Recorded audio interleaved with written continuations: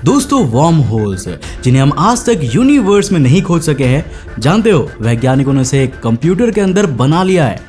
जी हाँ, 30 नवंबर 2022 को nature journal में एक आर्टिकल पब्लिश हुआ जिसके अनुसार वैज्ञानिकों की एक टीम ने एक क्वांटम कंप्यूटर की मदद से वर्म होल को बनाया है। अब इस वर्म होल की मदद से हम एक साइड से दूसरी साइड इंफॉर्मेशन को भेज भी सकते हैं। साथ ही इन्होंने फिजिक्स के दो फंडामेंटल पिलर्स को एक करने की कोशिश भी की है, जो है क्वांटम मैकेनिक्स और general theory of relativity.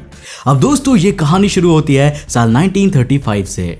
Sir Albert Einstein और उनके असिस्टेंट नेथन रोजन एक रिसर्च पेपर पब्लिश करते हैं। अब इस रिसर्च पेपर का नाम था आइंस्टाइन रोजन पेपर या ER पेपर।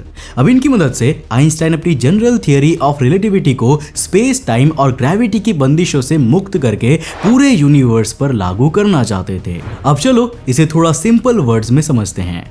आइंस्टाइन की जनरल थियरी ऑफ रिलेटिविटी ने फिजिक्स की कई प्रॉब्लम्स को सॉल्व किया और इसकी एप्लीकेशंस भी बहुत ज्यादा है। अब इसने स्पेस टाइम और ग्रेविटी को समझने में रेवोल्यूशन ला दिया था। आज तक कितने ही लोगों ने इसे गलत साबित करने की कोशिश की है, पर जनरल थियरी ऑफ रिलेटिविटी हमेशा सच साबित होती है। लेकिन दोस्तों, एक जगह नहीं।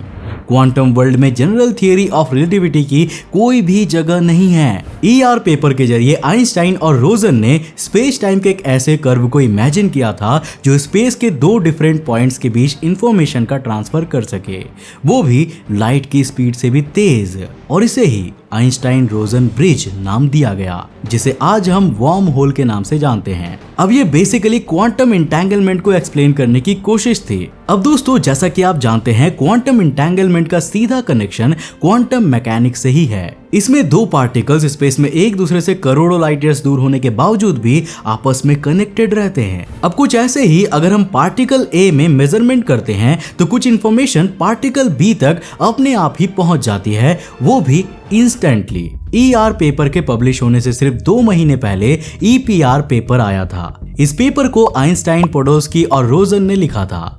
नाउ सरप्राइजिंगली इसमें आइंस्टाइन ने क्वांटम एंटेंगलमेंट को बकवास बताया था और इस थियरी का विरोध किया था, पर ER पेपर में वो इसे एक्सेप्ट करते हैं और वर्म होल का आइडिया देते हैं। अब दोस्तों, साल 1980 में जॉन व्हीलर एक थॉट को ओरिजिनेट करते हैं।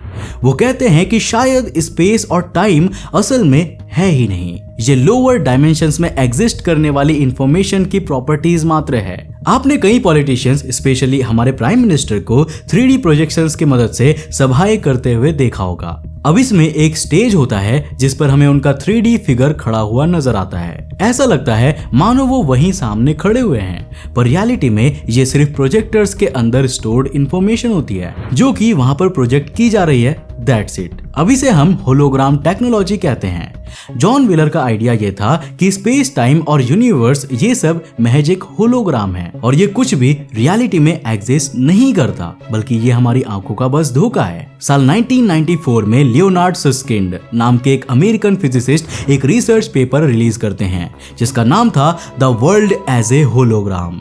अब इसमें बताया गया था कि अगर किसी लोअर डायमेंशन में क्वांटम पार्टिकल्स की मूवमेंट होगी तो वो कुछ कुछ वैसे ही नजर आएगी जैसे जनरल थियरी ऑफ रिलेटिविटी में बताए गए स्पेस टाइम की किसी रीजन की होती है। इनफैक्ट कई वैज्ञानिकों ने अपनी थियरीज में यह दावा किया है कि लोअर डायमेंशंस में अगर हम क्वांटम पार्टिकल्स को एज्यूम करें और उसका कोई होलोग्राफिक वर्जन हो तो वो कुछ कुछ हमारे यूनिवर्स की तरह ही होगी। अब इस आइडिया को हम होलोग्राफिक ड्युअलिटी के नाम से जानते हैं। अब दोस्तों, साल 2018 में कैलिफोर्निया इंस्टीट्यूट ऑफ टेक्नोलॉजी की मारिया स्पिरोपुलू इस आइडिया को एक्सपेरिमेंट्स के जरिए प्रूफ करने की ठानती है। वो और उनकी टीम गूगल के पास जाते हैं और उनसे गूगल के सिकामो क्वांटम कंप्यूटर को यूज करने की परमिशन मांगते हैं। सिकामो एक स्मॉल स्केल क्वांटम कंप्यूटर है, यानी कि ये बहुत बड़े प्रोजेक्ट्स के लिए नहीं बना है, पर अपनी कैटेगरी में मोस्ट पावरफुल माना जाता है। अब साल 2019 में सिकामोर ने एक टास्क को सिर्फ 200 सेकंड्स में कर दिया था। कहते हैं कि अगर सेम टास्क को क्लासिकल सुपर कंप्यूटर्स से किया जाता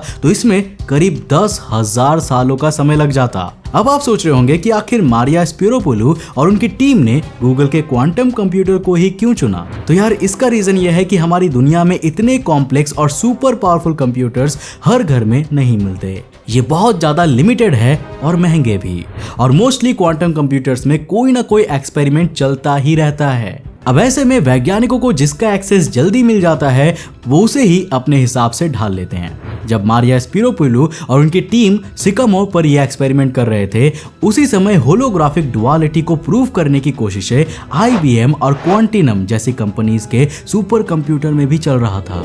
अब दोस्तों, जब वैज्ञानिकों को इस क्वांटम कंप्यूटर के इस्तेमाल की इजाजत मिल गई तो उनका अगला गोल सिकामोर डिवाइस के अंदर वार्म होल को क्रिएट करने के लिए नेसेसरी क्वांटम स्टेट्स को असेंबल करना था। अब सबसे पहले तो वो सिकामोर के लेफ्ट साइड पर 7 क्वांटम बिट्स को असेंबल करके हमारे वार्म होल का एंट्री गेट बनाते हैं। अब इन क्वांटम बिट्स को क्यू बिट्स नाम दिया गया है।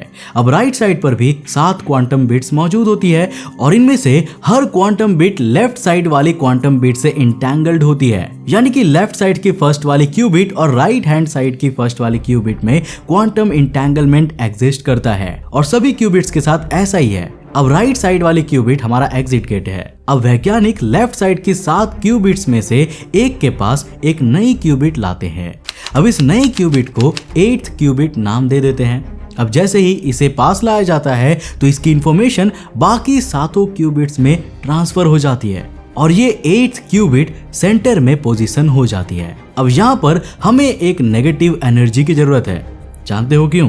क्योंकि साईफाई मूवीज ने आपके दिमाग में वार्म होल्स की जो पिक्चर क्रिएट की हुई है वो पूरी तरह से गलत है। वार्म होल की वॉल्स भी स्पेस टाइम के कर्व की ही बनी हुई है। अब अगर कोई ऑब्जेक्ट जिसका कुछ मास है वो वार्म होल से पास होता है तो ग्रेविटी के कारण वार्म होल अपने आप क्लोज हो जाएगा। इसका मतलब जैसा वार्म होल अभी तक आप सोचते होंगे वैसा कुछ भी हो ही नहीं सकता। जो वार्म होल हमें दिखाए जाते हैं उन्हें श्वार्ज़चाइल्ड वार्म होल्स कहते हैं और इनका आइडिया ER पेपर पब्लिश होने के सालों पहले ही दे दिया गया था। अब अगर हमें एक वार्म होल को स्टेबल रखना है तो इसके लिए एक नेगेटिव एनर्जी की जरूरत है और ऐसे वार्म होल्स को ट्रैवर्सिबल वार्म होल कहते हैं। अब अगर यहाँ पर हम ग्रेविटी की बात करें तो ये नेगेटिव नहीं हो सकती, लेकिन क्वांटम इंटैंगलमेंट के साथ ये प्रॉब्लम नहीं है। इलेक्ट्रिक और मैग्नेटिक फील्ड दोनों ही पॉजिटिव और नेगेटिव हो सकती है। तो हम यहाँ एज्यूम कर सकते हैं कि एक ऐसी फील्ड होती है जो वार्म होल में नेगेटिव पल्स को क्रिएट करके उसे स्टेबल रखती है। पर यार मारिया स्पिरोपुलू और उनकी टीम तो एक्सपेरिमेंट कर रही थी, उनके लिए एज्यूम कर लेने जैसा कुछ भी नहीं था।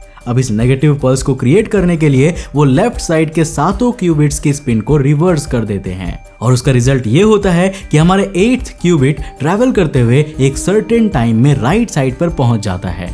अब इसके बाद वो राइट साइड से 7 क्यूबिट्स में इंफॉर्मेशन को ट्रांसफर कर देता है और फिर जाकर एक क्यूबिट के पास रुक जाता है। अब सेम ऐसा ही हमने लेफ्ट साइड पर भी किया था, मतलब हम वार्म होल के थ्रू एक क्वांटम पार्टिकल्स या बिट को एक पॉइंट से दूसरे पॉइंट पर भेज सकते हैं। अब यहाँ पर ये एक्सपेरिमेंट उन्होंने एक बार में सक्सेसफुल नहीं कर लिया था, बल्कि 2018 से लेकर जनवरी 2022 तक इस पर उन्होंने अलग अलग कंडीशंस में इसके रिजल्ट्स और इनकी एक्यूरेसी को एनालाइज किया था और तब जाकर वैज्ञानिक इस नतीजे पर पहुंच सके।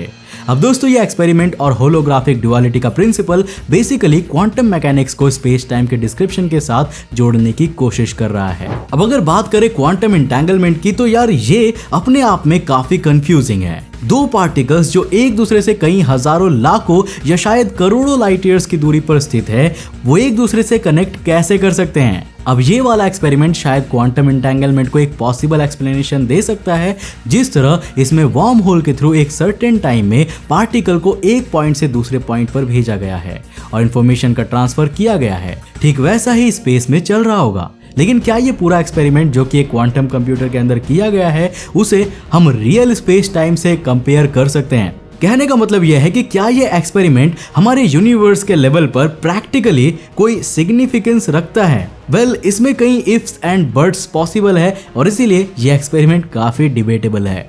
पर एटलीस्ट अगर हम इस एक्सपेरिमेंट से कुछ पॉजिटिव लेना चाहे तो यार हम इंसान अब क्वांटम मैकेनिक्स और जनरल रिलेटिविटी को जोड़ने की कोशिश कर रहे हैं और होपफुली आने वाले समय में हमें इनके बीच कोई सॉलिड लिंक जरूर मिलेगी। वैसे क्या आपको लगता है कि हमारा ये यूनिवर्स महज एक होलोग्राम है? नीचे कमेंट सेक्शन में जरूर बताना। दोस्तों मुझे उम्मीद है कि आज का ये वीडियो आपको काफी पसंद आया होगा। अगर पसंद आया तो डेफिनेटली आपको ये वीडियोस भी जरूर पसंद आएंगे, इन्हें जाकर जरूर देखना। मैं मिलता हूं आपको अगले एपिसोड के साथ, तब तक के लिए बाय, जय हिंद।